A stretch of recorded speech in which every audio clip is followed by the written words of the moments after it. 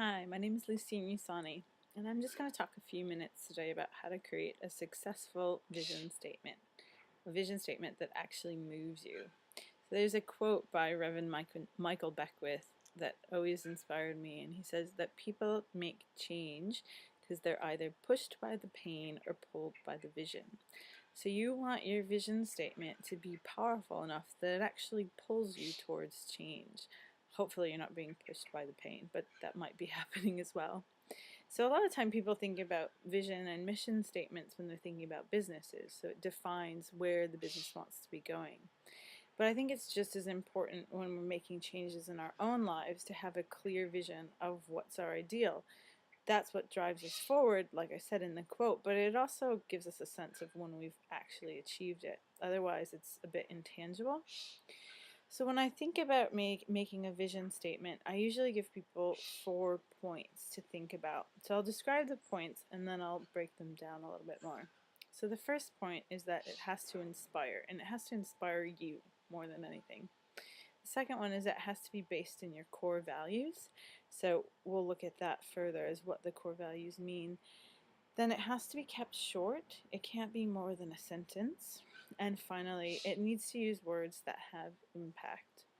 So to break that down in an example, my vision statement for my coaching practice is I inspire and support people to express their truth.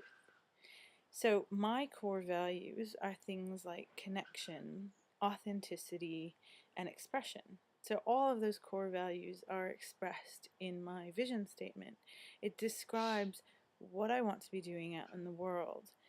And because one of my core values is authenticity, it also describes how I need to be in the world.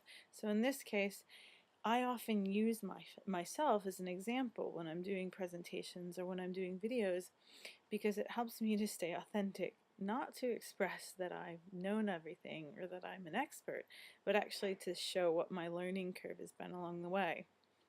And in the case of a vision statement, I've had quite a learning curve.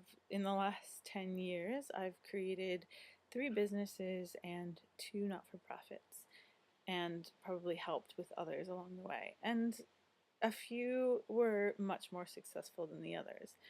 A lot of what that taught me was about what not to do in a vision statement.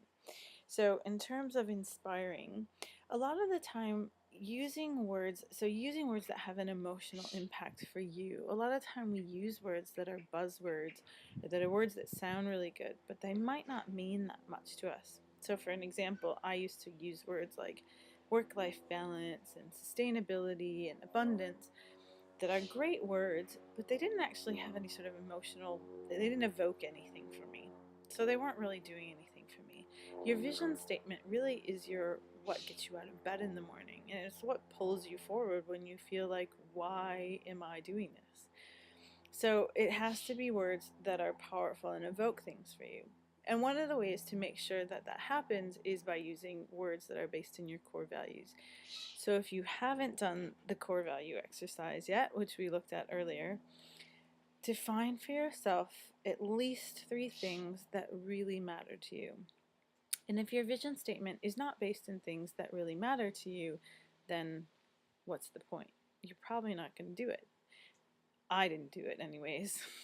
So finally, don't worry too much when you're doing your vision statement right now about how. A lot of time that slows us down. You're just creating your ideal vision of the future. You're visionary. We'll work on how. Obviously, a vision statement is not going to be successful unless you start looking at what you need to do to make it happen. But we'll work on that next with the mission statement. So trying not to confuse those two. Just keep it short, keep it clear, and have fun. Thank you.